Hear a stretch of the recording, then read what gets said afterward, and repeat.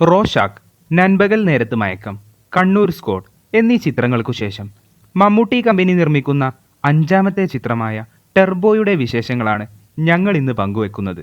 മമ്മൂട്ടിയുടെ തന്നെ ഹിറ്റ് ചിത്രങ്ങളായ പോക്കിരി രാജ, മധുരരാജ എന്നിവയും മലയാളത്തിലെ എക്കാലത്തെയും മികച്ച ആക്ഷൻ സീനുകളിൽ ഒന്നായ പുലിമുരുകൻ്റെയും സംവിധായകനായ വൈശാഖ് ഒരുക്കുന്ന ഈ സിനിമ ഒരു മാസ് എൻ്റർടൈനർ ആയിരിക്കുമെന്നതിൽ സംശയമില്ല. കന്നഡ നടൻ രാജ്ബി ഷെഡ്ഡി, തെലുങ്കു നടൻ സുനിൽ, അഞ്ജന ജയപ്രകാശ്, നിരഞ്ജന അനൂപ്,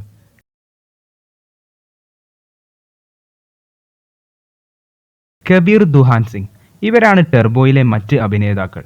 മിഥുൻ മാനുവൽ തോമസ് തിരക്കഥ രചിക്കുന്ന ഈ ചിത്രത്തിൽ ടെർബോ ജോസ് എന്ന കഥാപാത്രത്തെയാണ് മമ്മൂട്ടി അവതരിപ്പിക്കുന്നത്. അച്ചായൻ വേഷത്തിലെത്തുമ്പോഴെല്ലാം തകർത്തു വാരിയ ചരിത്രമാണ് മമ്മൂട്ടിക്കുള്ളത്. സംഘം, കോട്ടയം കുഞ്ഞച്ചൻ, നസ്രാണി എന്നിവയെല്ലാം ഇതിൻ്റെ ചില ഉദാഹരണങ്ങൾ മാത്രം. ഈ ഒരു ഗണത്തിലേക്ക് എത്തുമെന്ന് പ്രതീക്ഷിക്കുന്ന ഏറ്റവും പുതിയ ചിത്രമാണ് ടെർബോ.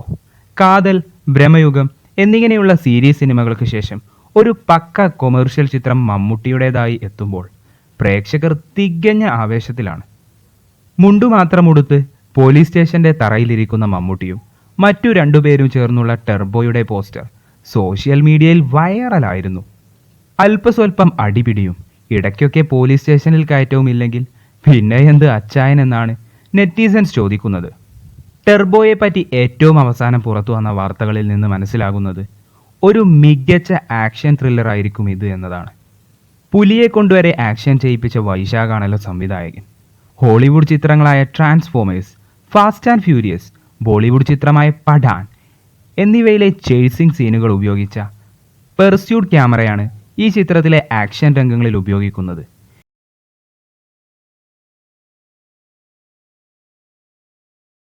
ഇരുന്നൂറ് കിലോമീറ്റർ സ്പീഡ് ചേസിംഗ് വരെ ഇതിൽ ചിത്രീകരിക്കാം എന്നതാണ് ഇതിൻ്റെ ഒരു പ്രത്യേകത. Major motion picture type stuff. Because if you really think about what you're doing.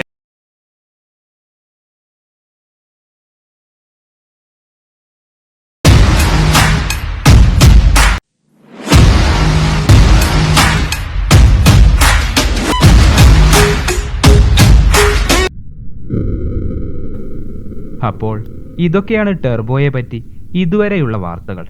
ബാക്കിയൊക്കെ ഈ ജൂണിൽ അങ്ങ് സ്ക്രീനിൽ കാണാം.